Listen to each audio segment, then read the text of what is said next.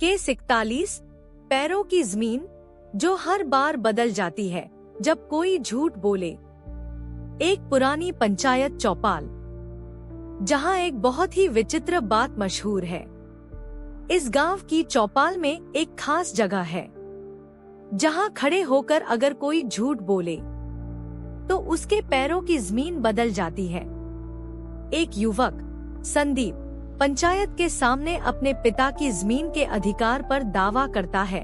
सबूत कागजी है, लेकिन चेहरा उलझा हुआ। जब संदीप बोलता है, मैंने कभी अपने पिता से कुछ नहीं छिपाया, तभी उसके नीचे की जमीन रेत बन जाती है और वो थोड़ा डगमगा जाता है। धीरे ये जमीन सच को पकड़ती है और झूठ को छोड़ देती है। रज्जो अम्मा पास के बरगद के नीचे बैठी हैं। उन्हें गांव की ये सच्चाई वाली जमीन कुछ अजीब लगती है। वो मिट्टी का नमूना उठाती हैं और पुराने पंचायत रिकॉर्ड देखने निकल पड़ती हैं।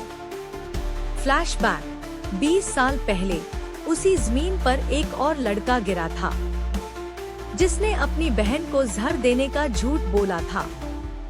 अम्मा को पता चलता है ये जमीन असल में पंचायत के नीचे बना पुराना थिएटर स्टेज है, जहां प्रोफेशनल लाइट वेट प्लैट्स और सेंसर लगे हैं, जो इंसानी तनाव और नाड़ी की गति से जुड़कर सतह को बदल देते हैं।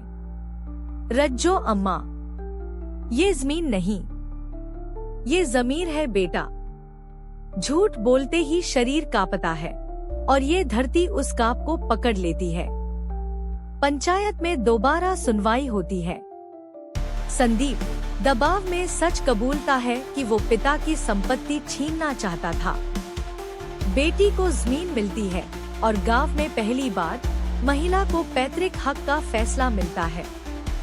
अंतिम दृश्य, रज्जो अम्मा वही जमीन पर खड़ी होकर मुस्कुराती हैं और कहती हैं, बोलो, क्या कोई सवाल है? जमीन शांत स्थिर रहती है। कुछ जमीनें बस मिट्टी नहीं होती, वो इंसान के सच को पहचानती हैं और झूठ को बहा देती हैं।